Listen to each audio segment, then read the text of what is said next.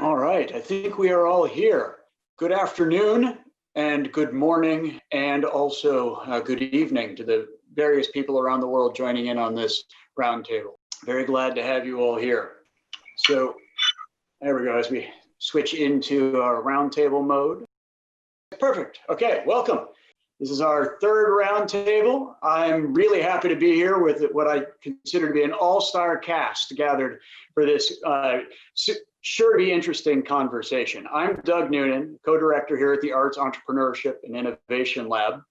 And I'm joined by three great economists, and we'll go around the virtual table here, and I'll let you introduce yourself very briefly, and then we'll get right into it. So let's start with Tyler. Hello, I'm Tyler Cowan. I'm professor of economics at George Mason University, which is in Northern Virginia. I've been at my home now for quite some time. I'm very happy to be here, and I've been working on the economics of the arts since the early 1990s. Thank you. Perfect. Thank you, Tyler. Derek. Hi, I am Derek Hamilton, and I'm the executive director of the Kirwan Institute for the Study of Race and Ethnicity. And I am a professor in the John Glenn College of Public Affairs with courtesy appointments in the departments of economics, sociology, and African American studies here at The Ohio State University. Excellent. Thank you very much. And we'll go over to Jason now. Yeah, good afternoon, everyone. I'm Jason Potts. I'm a professor of economics at RMIT University in sunny Melbourne, Australia. And I'm director of the Blockchain Innovation Hub, which is a social science research institute studying blockchain. But my special area is innovation economics. And I've been looking at the intersection between innovation economics and creative industries for the last 10 years. Thank you. Perfect. That's why we're here. All right. And last but not least, Ruth. Right. So I'm professor of economics of creative industries at Bournemouth University in the UK. I also have a connection to the Create Centre in Glasgow. I specialise in the economics of copyright and cultural economics. And I think that's all I need to say about myself. Thank you for inviting me. That's perfect. And I want to again say thank you to the people who are not in the Eastern or Central time zones in the United States for going out of their way to join us for this. So I want to start off quickly with just go right into it with a question here for Derek. And it's really, I wanted you to comment some more on what you see as some innovative routes to a healthier society. And in particular, maybe the arts and cultural sector is where you see as viable, or at least more viable, changes and new paths in light of the recent crises we're facing.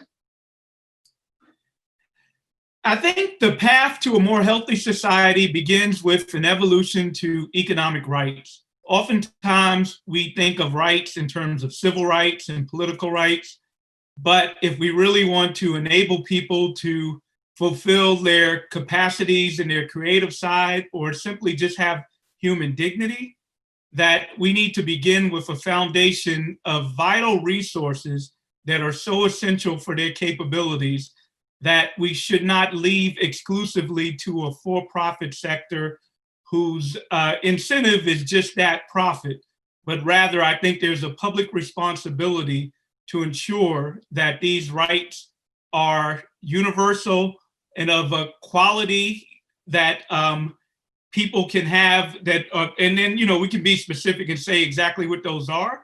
And that would be the right to not be hungry, the right to shelter, the right to healthcare. And these aren't just pie in the sky things, we can actually fulfill them. So we can think about things like a federal job guarantee. We can guarantee housing for everyone in a variety of forms, either through capital endowment so they can purchase homes, or coming up with a system of things like rent control, et cetera. So I can keep going on and on about these various policies, healthcare, Medicare for all. But I can also point out that what might be keeping us from having this type of a society is narrative itself, a narrative that somehow markets and marketized solutions are the pathway towards a better society and the biggest economic good for everyone. I'd say that that focus is not necessarily grounded in morality, one where, again, we don't ensure everyone has the essential goods and services that they need to thrive. And arts itself not only would be empowered by an economic rights frame, but it is the narratives themselves that come from artists that are leading to this social unrest that we're seeing in the US right now. You know, the whole moniker of Black Lives Matter, right, is grounded in narrative and discourse and does not come from social scientists. But that simple statement of Black Lives Matter has iterated and empowered a movement that ultimately might get us to a place where we can change society and everybody can have basic human dignity so that they can thrive in whatever human endeavor that they desire. Great, thank you. So, and any of the panelists, of course, can feel free to jump in and respond immediately to this. And I also want to take this moment, after those great opening remarks from Derek, to invite everyone in the audience, all the attendees virtually, to make sure to either email or tweet, or if you're on our backstage at AEI Zoom room, put in questions that way. But let's jump over to Tyler. One of my great worries at the current moment is how difficult it is for so many individuals in the performing arts to make a living, especially if they've been doing live performance. And I know this is a much smaller topic than what Derek raised. As long as infectiousness is such a high risk, I'm not sure there's any solution to that. But as things do improve or a vaccine comes, it strikes me that Alan Peacock's idea of cultural vouchers that you would hand out to consumers, I've always had an interest in this idea, but I think the case for it right now is much stronger than it ever has been, because there will be an aggregate demand problem in the economy at the macro level. There will be an issue of a lot of organizational capital being in nonprofit groups or also commercial groups. And you don't want all those ties, all that capital to be destroyed. So you could contribute to solving your macro problem, bring back cities such as New York, give consumers something, and preserve the ties and connections and loose networks we've built up in all of these wonderful artistic institutions. And I think at the current moment, at the margin, vouchers might be better than direct grants. Direct grants, a lot of it tends to be eaten up by sort of economic development issues. Well, build a performing arts center in some county out there in Iowa. I mean, that may be perfectly fine, but it strikes me that coming out of a pandemic, the idea of a direct injection to spending on performing arts, we should consider very seriously. Thanks, interesting. All right, if anyone else wants to jump in, I've got another prompt. I want to redirect this over to Ruth. I'd like to hear some of your perspectives on the role of intellectual property and copyright. And if we can see maybe in the light of the current, or at least the previous crisis of the coronavirus and the pandemic, and we saw a lot of digitization that happens as we all switch to virtual, including this symposium itself. If these trends continue or even accelerate after the pandemic, what do you think this means for the cultural sector and how it applies to intellectual property and copyright and the like? Well, there are 2 points that have already come up, actually, that I would like to respond to later. But you asked me specifically about copyright, so I thought I would kick off with that. Well, the first thing to say about copyright is that, of course, it has a dual purpose, which is both as an incentive to creators and performers to create works of art in the first place, but also to others in the what we call industry, creative industries, record labels, movie studios, broadcasters, and so on, to disseminate them. Now, my work has been on copyright in relation to rewards for artists, so I've been very specialized in this. And please don't anybody think that I'm an expert on copyright law, because I certainly am not. I'm an economist working on the impact of copyright in these industries. So my work has been on artists' earnings from copyright, which I have to say, it does not produce very encouraging results from the point of view of creators. One of the reasons, well, I think we all know that the financial rewards from copyright are very, very skewed. The very top earners earn a great deal from copyright, while the the majority of people barely collect anything very much, which of course is only a reflection of the usual distribution that we see of earnings of artists anyway, but it's perhaps more exaggerated. Indeed, it seems also more likely that the corporations earn much more from copyright than do the creators. So it's on the distribution side benefits more. So one of the things that I think people don't understand particularly about copyright, particularly when it comes to issues like streaming, which I've just been writing on, is that artists' earnings from copyright are basically subject to the contracts they make. They sign contracts with publishers, and at that point, many people, many are required, in fact, by the industry to sign away, to transfer all their rights. And those rights then disappear for the life of the copyright, which is, 70 years plus the life of the author. So, these things can last for 100 years or more. That's not true of all the earnings from copyright. Some of them, particularly more in Europe than has been the case in the United States, come through through secondary uses. That means broadcasts of recordings or radio play of recordings, that kind of thing. So, of course, researching copyright earnings is even more difficult than researching earnings of private artists in general, but perhaps made easier in some countries by the fact that artists are paid by organizations that are subsidized and therefore can be asked to report what their payments are. So, well, the final thing I'd quickly like to say about copyright law is that, of course, it inevitably lags behind technological developments, and it may take some time to catch up. I mean, your Digital Millennium Copyright Act is a case in point. We've had these for some time, but it takes a long time to negotiate these things. The other feature, particularly for an international discussion or for international trade, is that, of course, copyright is national law, and therefore each country has its own. In the European Union, these laws have been harmonized, but still British law is different from German law, and British law is different from American law. We don't have the same fair use doctrines that you have, which makes a very big difference, I think, in this respect. So those are just my comments in relation to copyright.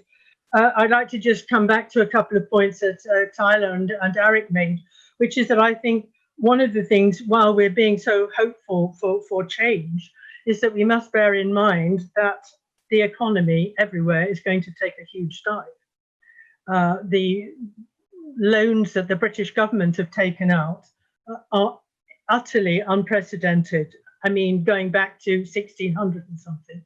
And as I'm a war baby, you can tell from my white hair, I remember all the difficulties of rationing in the UK in the 1950s while we tried to claw back on those loans and all the rest of it. So I'm not very optimistic. I'm optimistic about changing attitudes, but I'm not very optimistic about the ability to pay for them. So perhaps other people can think about that one. Thank you. That's great. Thank you. Derek, you want to jump in? Sure. I mean, I think the worst case scenario is if government doesn't act, then we get into a downward spiral, and we will face alarming scarcity in that scenario, where we, especially when we consider a recession like the COVID-19 recession, where at this point we made a decision to cease economic activity to save lives. So that was a moral decision, which is atypical from usual recessions, where there might be some speculative bubble that leads to a downward spiral because the economic indicators are not consistent with economic fundamentals, and then we end up with a downward bubble. So in this scenario, we especially need government to act so that when we are ready to go back to work, we have things as close to normal as possible.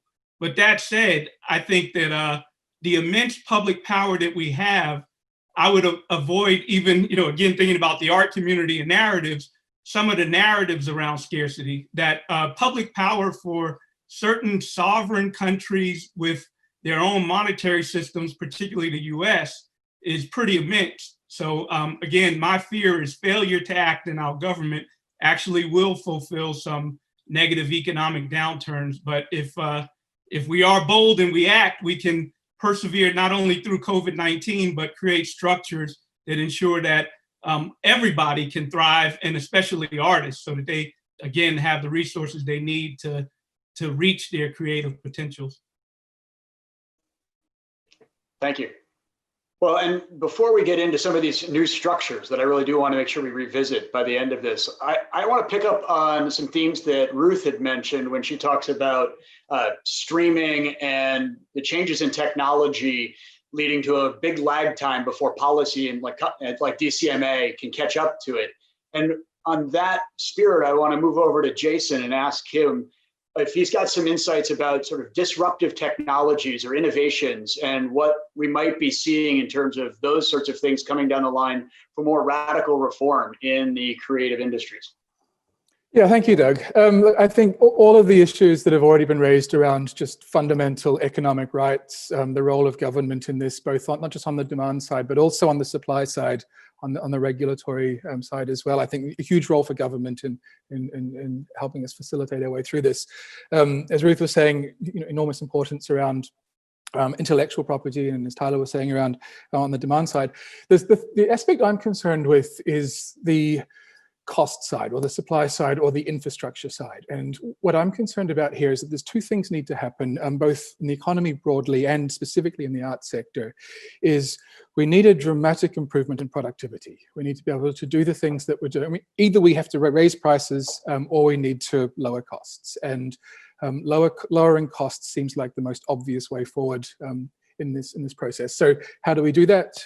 Technology is the answer here, in the sense that we have to look for technological and specifically digital solutions to dramatically lower the costs of administration, regulatory compliance, payments, just all of the back office infrastructure things that consume a huge amount of the costs of any sort of business operation.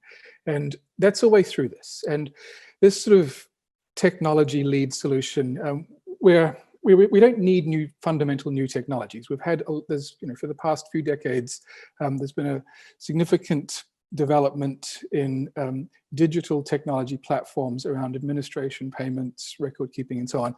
What hasn't happened is adoption of those technologies. And I think this is the moment we're in, is that the thing about digital technologies is that they need coordinated adoption. You need all of the different parts of the supply chain to simultaneously adopt these technologies in order to get benefits from them. And that coordination is hard to do. You need some kind of external forcing agent to do that. And I think this is the situation we're in. There's this global pandemic. For all of the destruction it has brought us, it has also coordinated our actions. We're all focusing on this at the same time. And I think what we've seen in the past few months is not a technology acceleration, but a coordinated digital adoption acceleration. We've all jumped in the same. We see this in our area, in education, that suddenly universities, which for decades have been struggling to figure out how to go online, have suddenly gone online. And it turned out it wasn't actually that hard. But it was the coordination that's resolved that. So what I see here is that this is the opportunity before us right now, is to sort of take this as an opportunity to upgrade our tech infrastructure, particularly around the large cost aspects of dealing with a lot of digital business. So I'll talk more about this later on perhaps, but I think this is where sort of blockchain comes in. It's a distributed tech payments and record keeping mechanism that helps us, provides us it's an alternative mechanism for dealing with intellectual property rights, payments, ticketing, identity management, a lot of this sort of back office infrastructure stuff that adds costs to business. Interesting. Well, I think you've touched on a number of things that I imagine some of the panelists are going to want to jump in on. And I'm glad to hear that it's sort of, you see it as an acceleration of some pre-existing changes, and not necessarily, it's too soon to see the new technology, but it's stuff that's already there.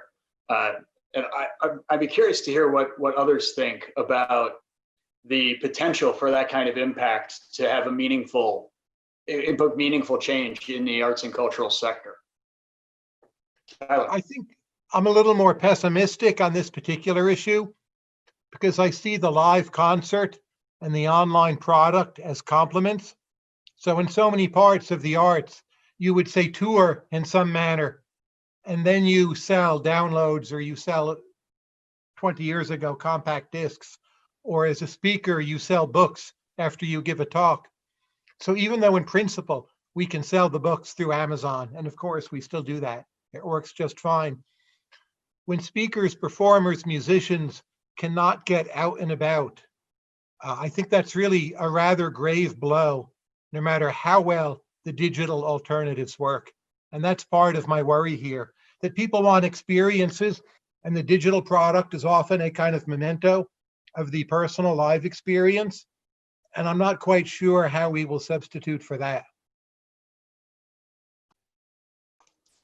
Yeah, I think that was interesting coming out of Jason's talk, because I think he didn't actually say digital delivery of the final creative product. It was all sort of back-end office things. And that's not the stuff that I normally think about when we talk of digitizing the arts and culture. It's not digitizing administrative work, it's digitizing the creative work in the end product. And I think that's a little different. So I think this is all interesting margins to be thinking about where the action is going to happen. And I think it also helps me segue into a question actually for you, Tyler.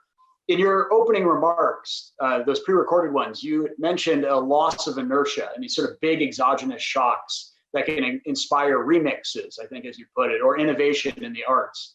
So the question I've got is, how permanent do you think this disruption might be for this kind of potentially temporary shock? And I also want to start transitioning to hear some of your thoughts on the other trends that you mentioned, things towards independence and decentralization in the sector generally. I think the shock could last some while. So if you try to predict when will cross-border migration and tourism be back to where it was, very hard to predict, but I think it will be much more than just a year or two. There's plenty of talk about a vaccine. A vaccine will protect older people much less because they don't respond in the same way with their immune systems. So we could have a pretty good vaccine. The death rate may not fall very much. So from my point of view, there's a reasonable chance this is a factor in our lives over a 5 to 10 year time horizon. And I consider that fairly grim. In my remarks, as you know, I just tried to look at what is the best case we can make for optimism. And I think almost certainly, almost all of the arts will be much worse off for the next 5 years or more.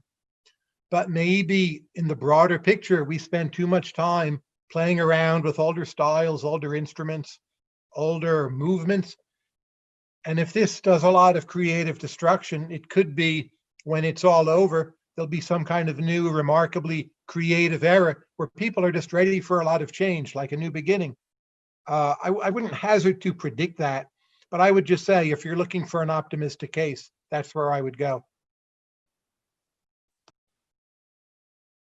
Yeah, Derek. Yeah, so a couple of points. One is going back to some of the stuff that Jason said. I mean, I share some of the optimism of potential that can come about from use of technology, but there's also a potential downside as well, which is that we know that with new technologies, it can lead to empowerment, or it can also lead on the flip side to greater exploitation and extraction, whether it's with the actual product that someone produces or the back end stuff as well, such as literally having an account. So, you know, I think that we have to be careful and coordinated to make sure that it is implemented in a way that is empowering. Again, thinking about the current crises, if you didn't have a financial account, then the government interventions that took place drastically penalized you compared to somebody that did. So our new technology might be ways to have more egalitarian access in ways that we didn't in the past. But again, it has to be done in a way that those that lack economic or political power are not vulnerable to exploitation. And then one other point that I wanted to make that's kind of related to some of the stuff Tyler was mentioning is that, we can look back at history and know that whether this potential depression that might come about from this recession is going to lead to a drag for X number of years, to some extent, that I think that really is a political choice. I mean, historically, when we had the New Deal in response to the Great Depression, it included investments in the arts that with our direct federal hiring, we literally, in addition to hiring people to build bridges and tunnels, we built monuments with direct federal subsidies. So, if we want to increase activities, that's another option that we have. We can have direct investments in arts. And let me say that it's beyond just something that could be consumable for entertainment purposes. Even these narratives that we have around race, there's controversy about the Confederate monuments that exist right now where we celebrate war heroes in the South during the Civil War. And some people claim it's heritage, some people claim it's offensive. Well, obviously, you probably know where I stand on the issue, but regardless of where I stand on the issue, we could be intentional in investing in narratives about society that reflect our past in a more inclusive way with arts and with direct government subsidies, not only to keep people employed, but to affect our cultural affect more general throughout society so that we can have better social good. Thank you. I think Ruth wanted to get in, and then we'll go over to Jason. I would like to say that in preparing the text for my second edition of my textbook, which came out just recently on cultural economics, I looked at how arts organizations were beginning to use technology in order to do all the functions that Jason was talking about. And what it seems is that the large organizations benefit, but the smaller ones don't have the facilities or the manpower or whatever it is to do it. And I think that the danger of what we're talking about is that a lot of the changes, the larger arts organizations are in a position to try and do these things. They have well-established means of raising money and an audience that's faithful and will support them and so on. And the smaller ones, who are usually the more innovative or serving local communities, are less likely to be successful. Yes, thanks. Jason? Yeah, I just want to pick up on a point that Tyler made around the pessimism of this. I think that is inevitable in this sense, but there's a potential silver lining here, and that we've had a massive amount of economic disruption that is not just sort of depressed the economy that needs to be inflated back up again. We're going to emerge into the economy is going to have a different shape. Sort of particular sectors, travel and tourism and so on, are shrunk. Online things are going to be larger. So there's a sort of adaptation process that needs to take place across the entire economy. We have to figure out new business models and new ways of doing things, and consumers will shift their behavior and so on. So there's this. The question is how the economy adapts to this process of change.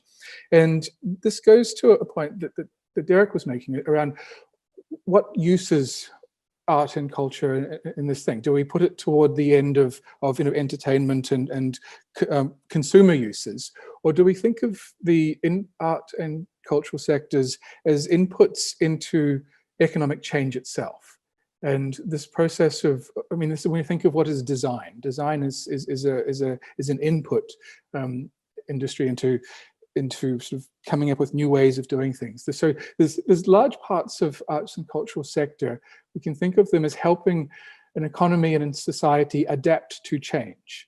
And that's a very powerful, important, and needed use right now. And this goes back to, again, to the, if we were to sort of direct and fund parts of the arts and culture sector to provide services for an economy right now, it's not obvious that putting on festivals and shows would be the obvious thing that we would do. I think it's actually much more about trying to deal with the problem that we have, which is that we need not just economies to shift, but entire societies to sort of shift on their axes a bit right now. And that process of change is something that we can think of, a use case for the arts and cultural sector. Interesting, thank you. I want to take a quick moment to remind everyone in the audience, all the virtual attendees, to be emailing in their questions or tweet them in at our CCA Twitter handle, #AEI2020. And I'll be collecting those, and we'll get to them later on in this conversation. Does anyone else want to jump in on these points? Tyler, go ahead.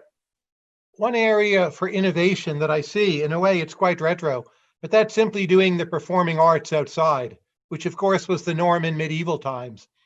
People seem willing to go outside. Outside most likely is much, much safer.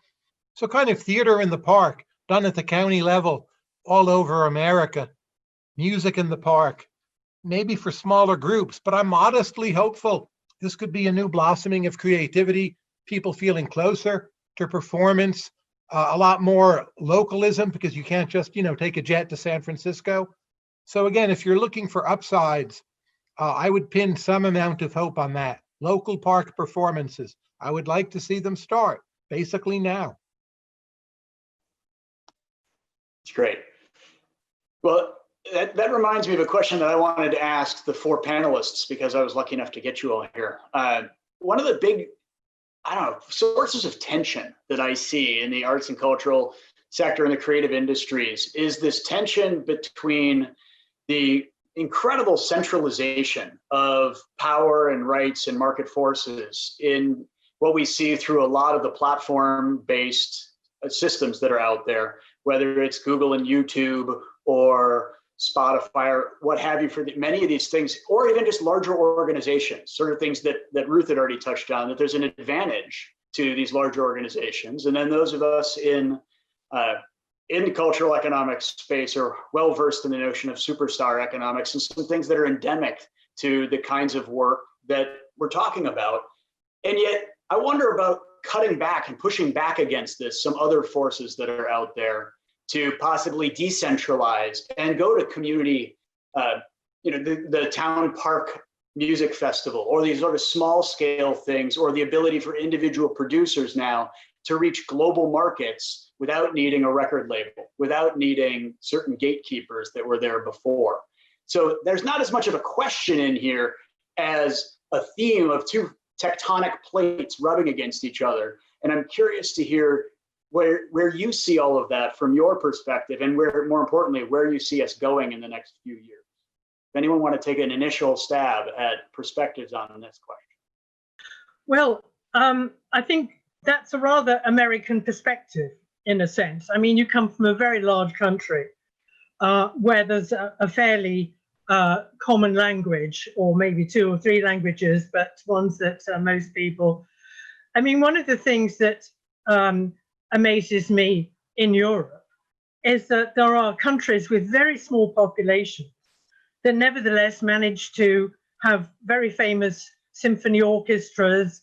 I mean, the Nordic countries are examples of this. Finland, Denmark, I mean, they don't have a population as big as the city, as London, but they've nevertheless got these facilities.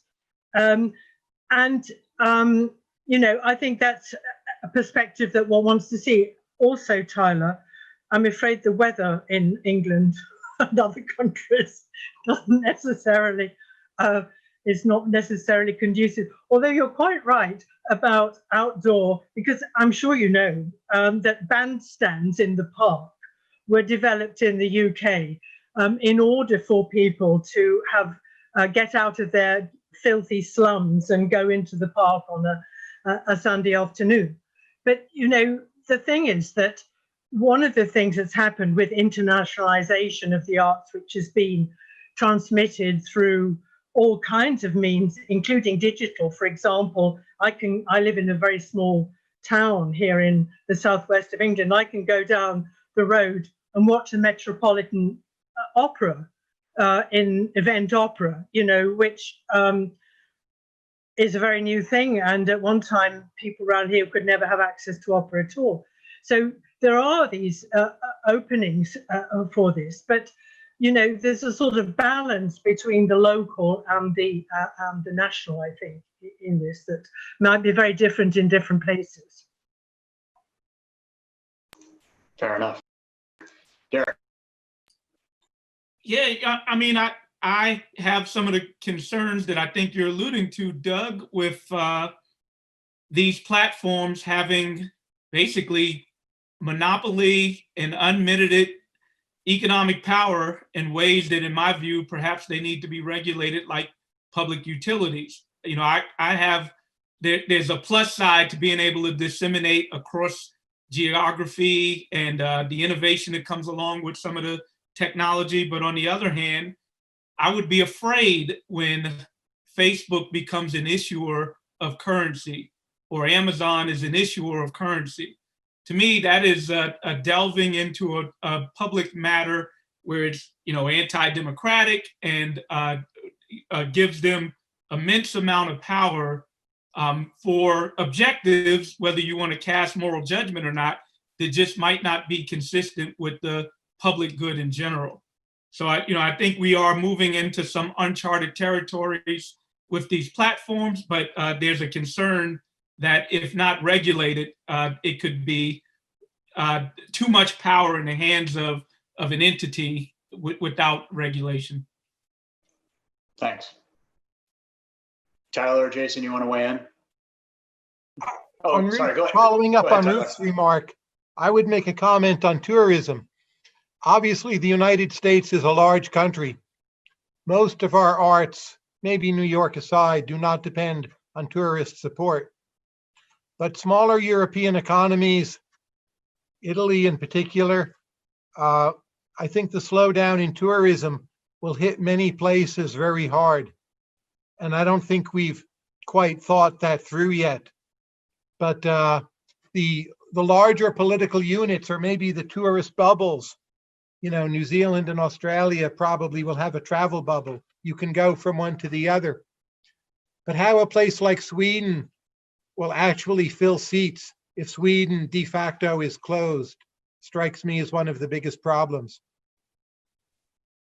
Yeah, Jason, why don't you weigh in here?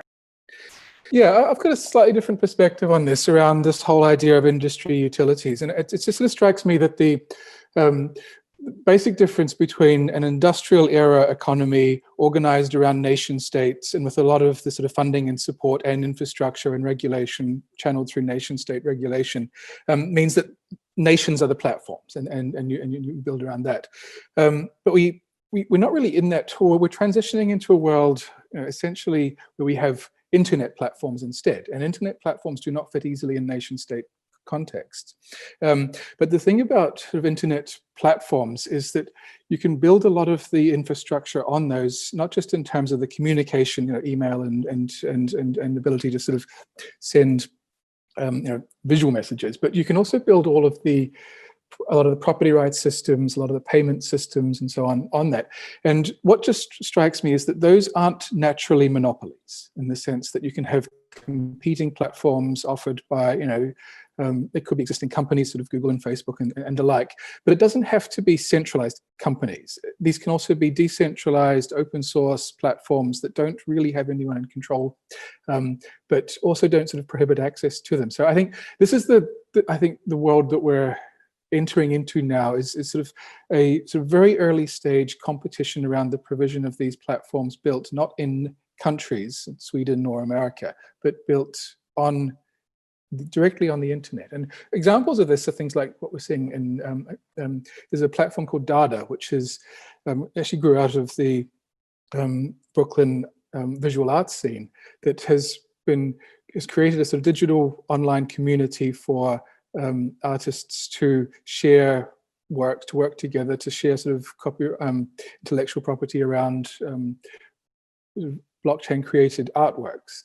And that's a community that can exist anywhere in the world. It enables collaboration and pooling and sharing of work to do that. So I think there are some sort of new geographies at work here.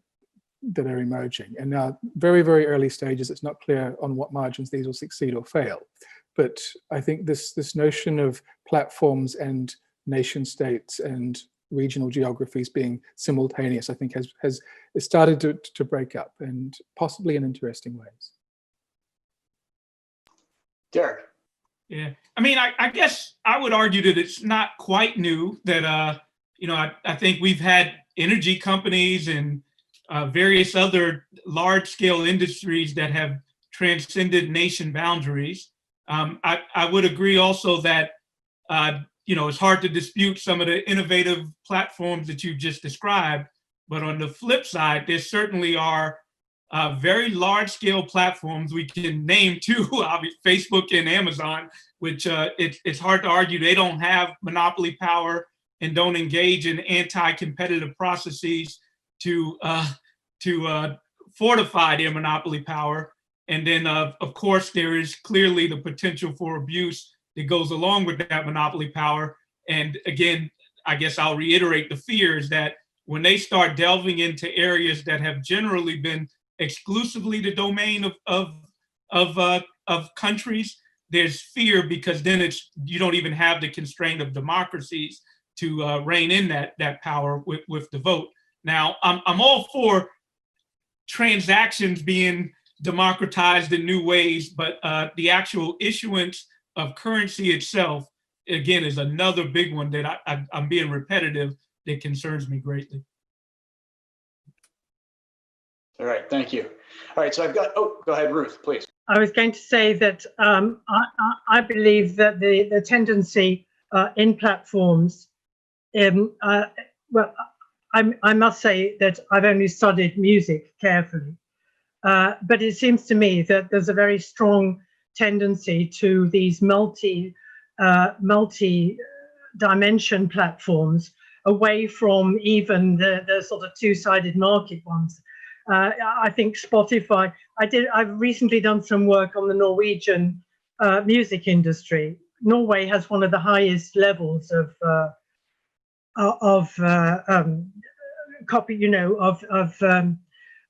internet use and usage and penetration. And I think that, you know, when you look at these things, that countries like organizations like Spotify have kind of run into the problem that they are single commodity producers, platforms, that it's the multi-market, multi-sided platforms. And I think one needs to understand much more about platform economics in order to have these discussions, to understand the interaction between the network effects, the data collection and so on, but also these cross-network effects, which have had very little attention in the culture, in the creative industries. And I think merit much more. Perhaps Jason knows more about this than I do, I would say. But yeah.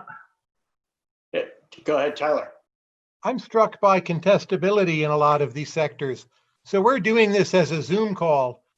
Zoom was a tiny company until recently. It's still a pretty small company.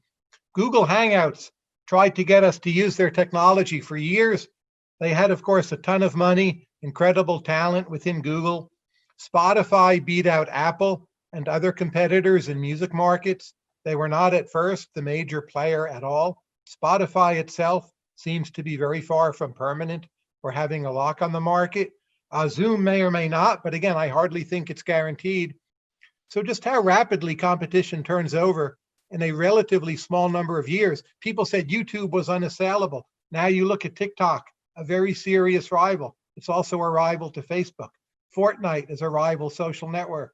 So I would stress there's a lot of competition in most of these markets. I think that's great. And I think it is a critical issue to the extent to which it's contestable.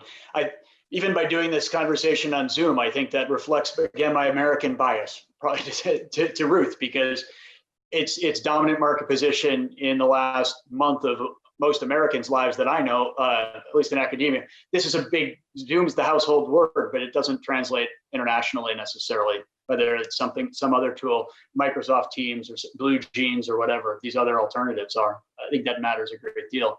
And I'm going to use that as a chance to segue into another question we got earlier, an email question from Jamie Allen, wanting to know about how you see the role of colleges and universities going forward, given the need to change status quo, and maybe think back to the challenges. Tyler already touched on this about how the challenges higher ed faced in the mid-pandemic world, but also going forward, what kind of challenges that we're going to face there.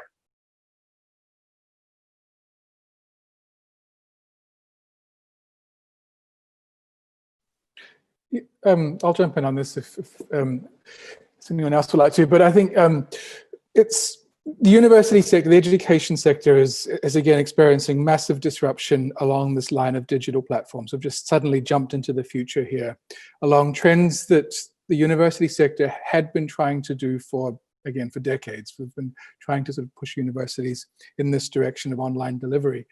But again, I'll reiterate the point I was making before, that I think what we're likely to see here is universities traditionally and for the past, during the industrial era, have always been large, regionally concentrated, multi-service conglomerates. Each university provides everything, and that's not sustainable. I think what we'll end up with is a world where you've got a lot of the elite sort of Ivy League type universities that stay pretty much as they are.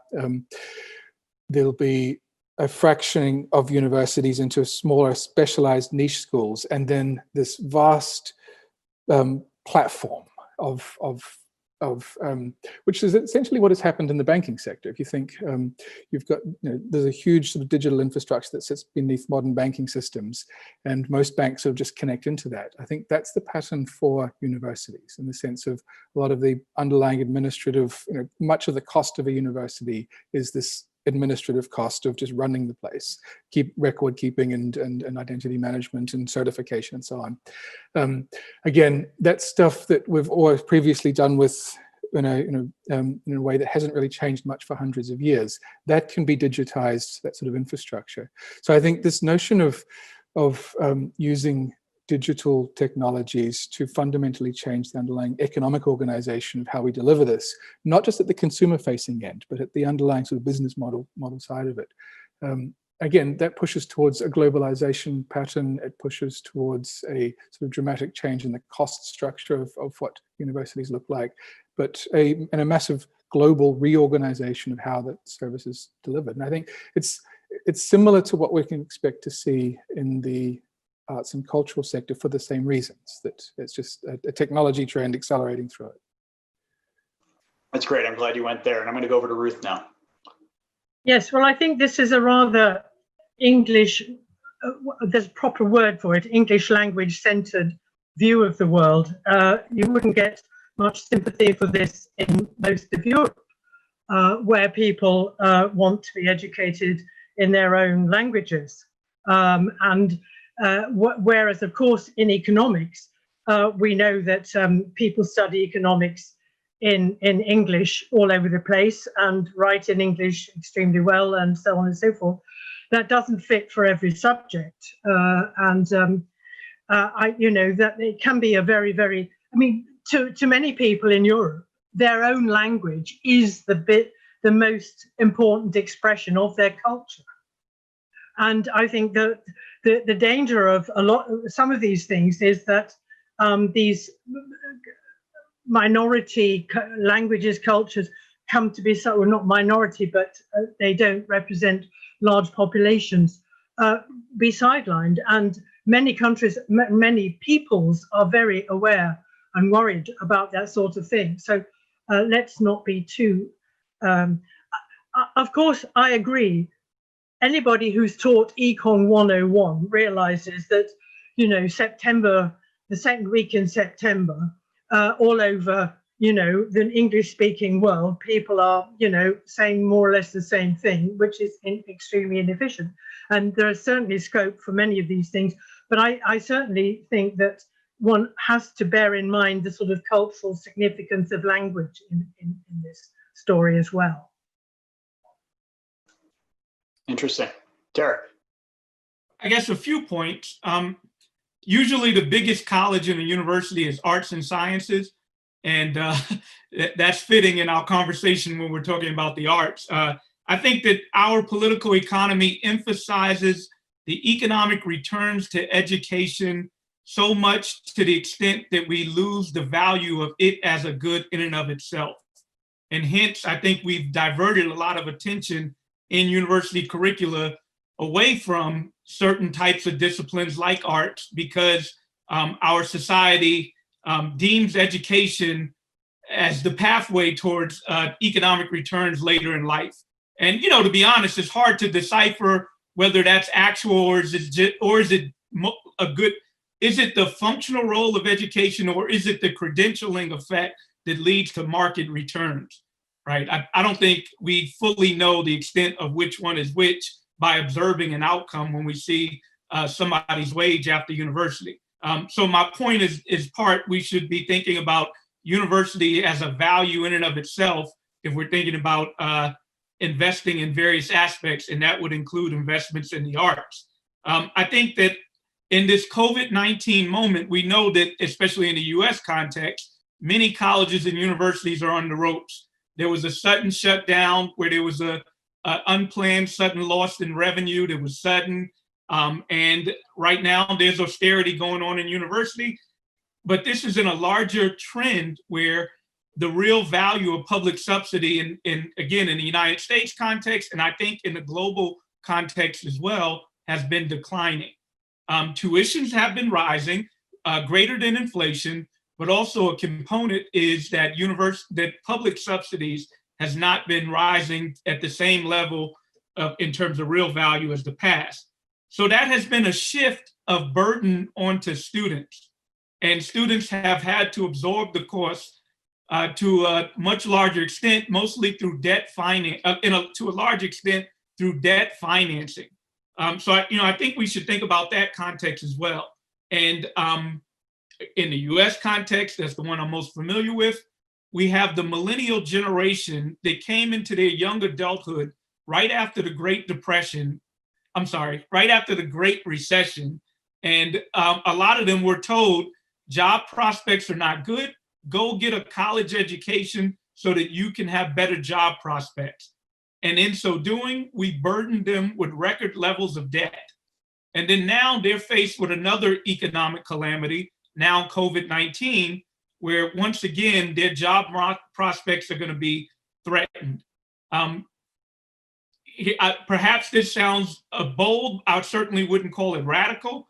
I think if we're thinking about stimulus effects that the government can engage in this COVID-19 moment, one very well should be canceling student debt. Not only would that release some burden on students who more recently have faced catastrophes that previous generations have not, but it would also be a stimulus to universities itself, because a lot of universities hold that debt.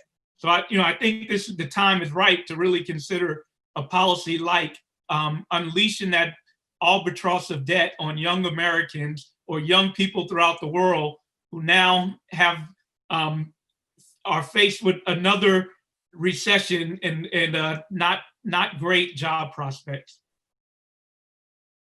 Thank you. Oh, Tyler, why don't you jump in? One of my biggest worries with education is not so much higher ed, but K through 12.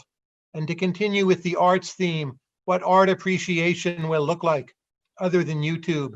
If you read the actual social distancing guidelines given by, say, a grammar school, it seems that most arts education will be close to impossible for a few years.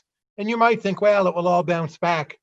But if it goes away for a few years, there's still pressure on budgets. The people who teach it are let go, or they move on to doing other things. From an arts point of view, I find this quite concerning. I don't think it's our biggest problem from the pandemic, but the use of lower tier schools to transmit cultural information, people singing in choirs, people, doing things together in collectives. I think a lot of that's going to go away. I'm not sure how much of it will come back. I'm glad you mentioned that. Thanks, Tyler. I'm going to take that as a chance to pivot into a question I got from the backstage room here.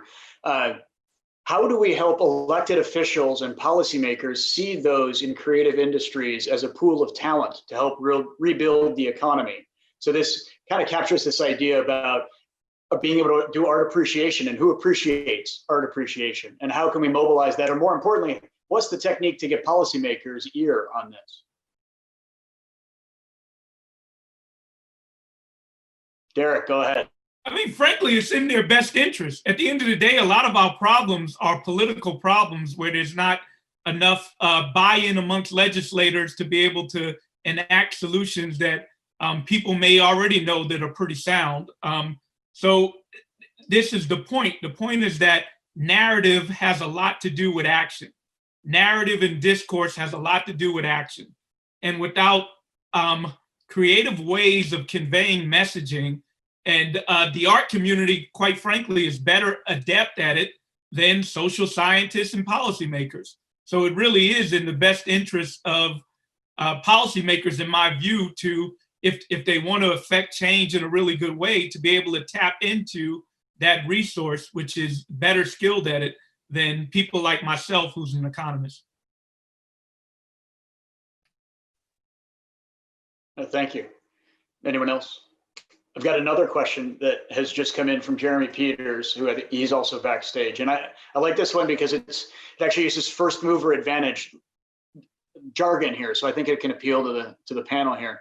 So do any of the panelists believe that there is a first mover disadvantage, which is hampering the ability of creators to benefit from the innovation they're being forced to do in this moment? Does the small organization that innovates run the risk of being trampled by the larger organization that finally adopts the idea in their reorganization? Any thoughts on this, Jason? Yeah, I mean, that is the right question that would normally be true. And normally there's in any sort of technological shift, there is a first mover disadvantage because the first mover makes all the mistakes, incurs all the costs of those mistakes. The second mover learns that and is able to come in very quickly over the top. But the unique situation we have here is that because the pandemic itself has sort of focused everyone's attention on adoption on sort of shifting from an old way of doing things to looking for sort of online ways of doing things, or digital ways of doing things, or social distanced ways of doing things. We're all sort of working under the same new set of constraints. That first mover disadvantage that would normally be true because you have to sort of incur the costs of getting everyone to adopt or so on, just isn't there right now. So I mean, I think there's a huge opportunity right now, or that normal sort of economic logic, I think, just doesn't hold right now. And just going to sort of Tyler's point before around the enormous contestability in this space. I mean, a lot of that contestability comes from the fact that digital infrastructure or digital assets are far more non-rival and non-excludable than physical assets are. So it's a lot harder to build up rents and to sort of maintain a monopoly just purely by owning the infrastructure. It's copyable, it's easier. So because the space is far more contestable, and because you've got this sort of massive global coordinated adoption context, I think now is a really interesting time to be sort of quite entrepreneurially aggressive. And this goes back to the question before around, what do elected officials can do to sort of help artists to recognize that pool of talent. What sort of behind that is the presumption that it's up to governments to figure out what artists should be doing. And I just don't buy that at all. I think this is really a time when entrepreneurial discovery and innovation and experimentation is cheap. Now is a time when it is actually incredibly cheap to try new ideas out, just simply because the opportunity cost of doing so is so low. Role of government here is, in part, we think of it as sort of public providing financing and sort of demand side stimulus, but it's also about reducing the barriers to those costs of experimentation. And I think one of the first things we saw in the early sort of COVID phase was the sort of deregulation around occupational licensing, or just ability to sort of very rapidly move doctors or nurses from one area to another. I think that same sort of deregulation impulse, understood as a sort of just way of reducing costs of experimentation. Now, whether it's temporary or not, but I think this notion that one of the things government can do is just reduce their own costs of people just trying new things out. And this is what artists in the artistic sector is very, very good at, is trying new ideas out. Now is very much a moment for that to come to the fore. Thank you. So, Derek, do you want to jump in? If we have time, you can rein me in if I'm talking too much, Doug. I feel like I'm jumping in too often. But, we also, in thinking about the role of government, we could think about the role of capital. And to a large extent, capital absorbs good ideas and tries to incorporate it. That also is perhaps something that is not democratic and not always conducive. That capital itself comes in, and then on the flip side, even with all the good ideas you may have, if you don't have capital finance to begin with, you are vulnerable to that type of extraction or exploitation of whatever art or good idea you have. Yeah, thank you. Okay, so I got another question. It's a tweet that came in from Sarah Marty, and I'm gonna paraphrase it a little bit because it's gonna help me invoke the title of our panel about creative destruction. And I think it builds on some of the comments that Jason was giving when he's talking about the higher education, the industrial structure, going through some big structural shifts in response to this. So the question is, thinking about Ruth's statement actually about how different scale organizations are better able to respond to some of these things. Will these pressures accelerate the disparity that we see in for-profit businesses, a continued push to larger consolidation, loss of smaller business and companies? And from an American perspective, in the arts and cultural sector, most of these are small arts nonprofits that may not survive this kind of big shock. How do you guys see the creative destruction, or maybe just the destruction, coming out of this kind of big shock? Where do you think we go next? Well, perhaps I can say something about this. I think, of course, unemployment and structural change does make people think about what they want to do next. Some people will go for the arts. Some people will try and retrain or whatever it is. I think we don't know very much about sort of long-lasting effects of these kind of shocks, which we've had in the UK. I mean, I studied the effect in the 1980s of the British economy's woes, which led to very, a lot of unemployment among artists and so on. I was interested, as I mentioned to you the other day, in the Kickstarter discussion. Those kind of initiatives are probably very important for what Jason is talking about. We kind of Kickstarter for new ideas. I think people are willing to take on to adopt new technologies, but I think it's easy to suppose that it can be done without some sort of real infrastructure that supports it. Just having unemployment, just having people having time on their hands, I'm not sure that that's enough. The other thing is that, we've had some very depressing, apart from the rioting situation, not the rioting, the demonstration situations, which I'm not going to talk about.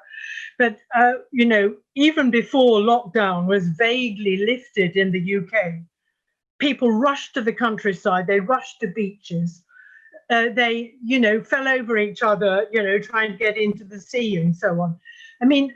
We're very hopeful that people's behavior is going to change as a result of lockdown. And of course, I agree with Derek and everyone that one would like to see this, but I don't have a lot of hope that it will be spontaneous. And I think we should be also considering what kind of not only non-profit organizations, all kinds of things. The other thing is that, of course, these kind of big corporations that we're talking about, that that are dominating the platforms and so on, they are very poor employers.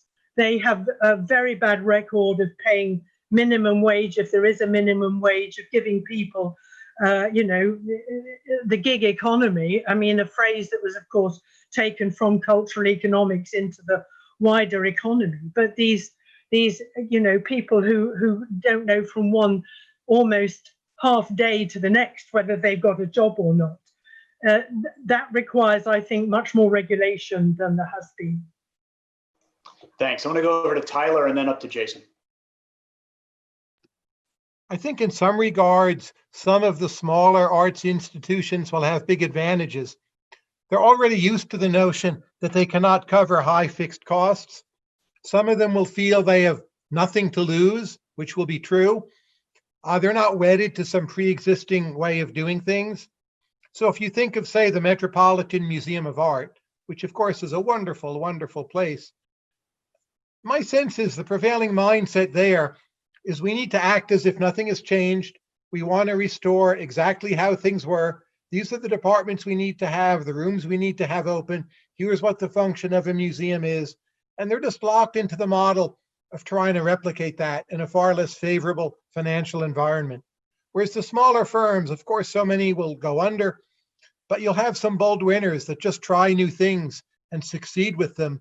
And the legacy institutions like the Met, they're not big enough that they can just ride the storm. They're not Amazon, they're not Google, they're not Facebook. They're actually pretty small businesses, if you think of them as businesses.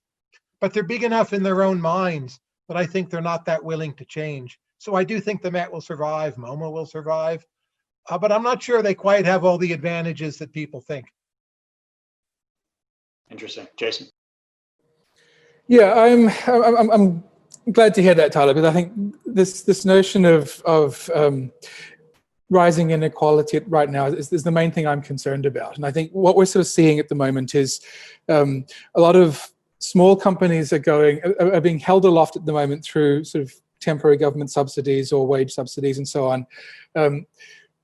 We're likely to see a sort of a selection effect go through that is largely filtering on bigness. The big companies can survive, little companies and so on are going to be likely to be destroyed coming through this. And this is why my attention is drawn to the importance of what type of new infrastructure do we need to ensure that doesn't happen, to provide sort of public utilities that the small companies can tap into and offload some of their administrative costs or other sort of cost bases. So I think this is sort of where my optimism around the value of digital infrastructure, publicly provided open access digital infrastructure really comes from, as a way to try and avoid the situation where we end up with the sort of COVID selection, economic selection mechanism going across and just destroying lots of small players and only leaving the big ones behind. I mean, to me, that's a terrible outcome for the economy to try and deal with.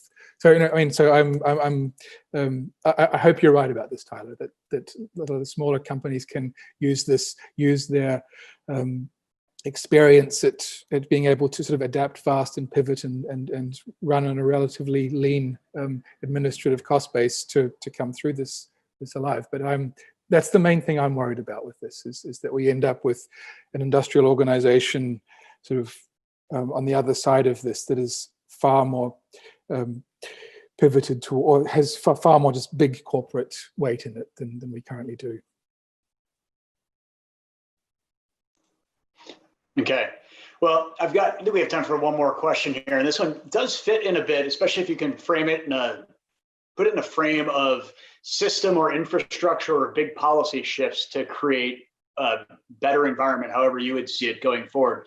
The question is about very large debt spending by governments to prop up economies and move this forward. And the question is about universal basic income as an alternative, where we would transfer to people the same amount of money, essentially going to individuals equally, avoiding some of the political challenges and realities that are associated with public spending. So is not government debt and unfunded liabilities an ethical failing in that the debt is passed on to those not even yet voting, not to say yet not even born, as an alternative to that, thinking about UBI? It's a very broad question. And if you don't want to tackle that one head on, you might think of other large systemic policy shifts that might help. But does the panel have any thoughts on these kinds of approaches? Looks like Derek does, not surprised. Perhaps So the first issue of, oh, sorry, no, Ruth, go first.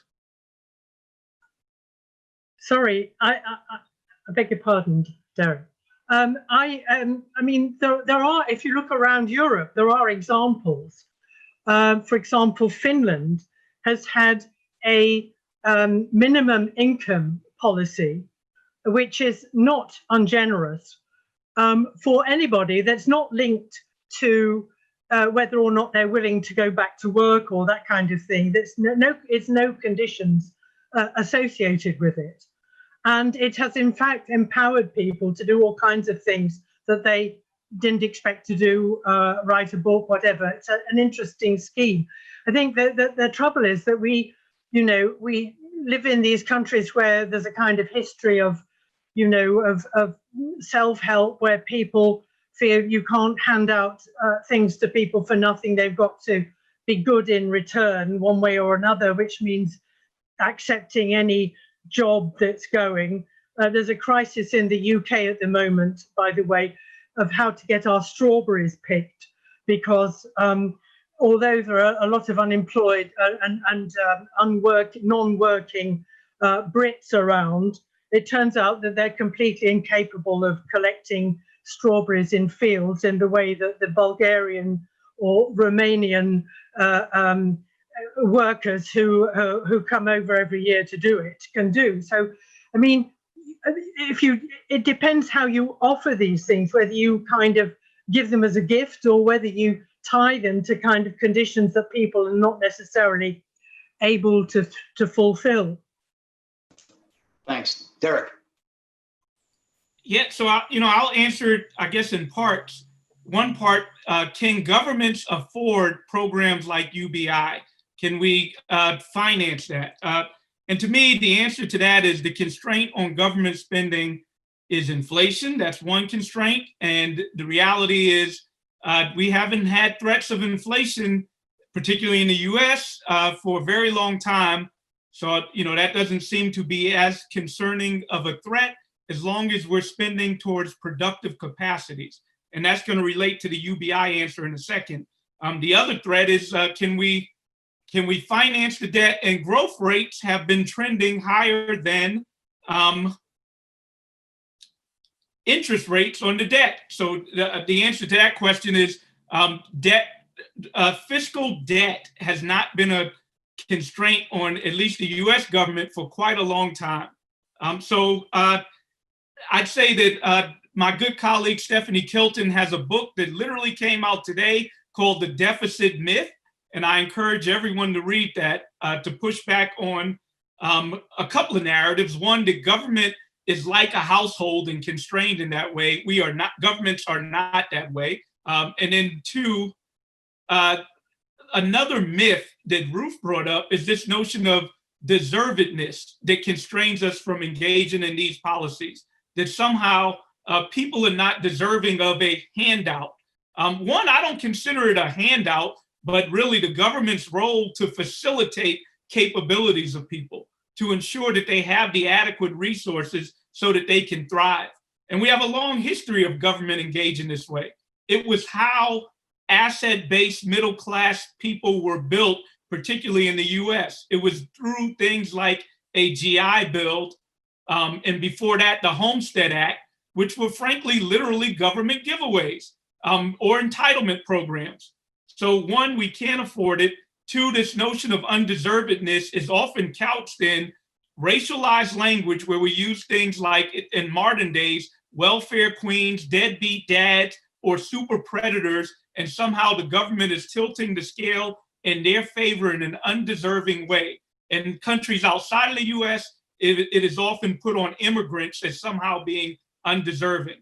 In my view, the arts community has a big role in combating those narratives, because in my view, those narratives are not grounded in reality of government capacities and even righteousness of who's deserving and undeserving. So I certainly see a role of government playing in that.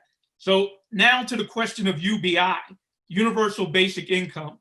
I'm in favor of, as Ruth pointed out, programs that guarantee income as a right, a citizen right, or a belonging right to their constituents. And it certainly would facilitate the arts, in my view.